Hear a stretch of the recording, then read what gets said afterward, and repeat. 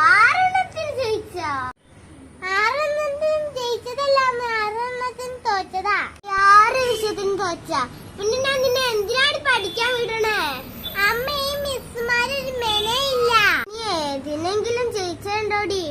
ഞാൻ മലയാളത്തിനും ഹിന്ദിക്കും ജയിച്ചിട്ടുണ്ട് അമ്മേ. അടുന്ന് പൊക്കോളെ മുന്നീന്ന്. നിന്നെ പഠിക്കാൻ വിട്ടത് വെറുതെ പോയില്ലോടി.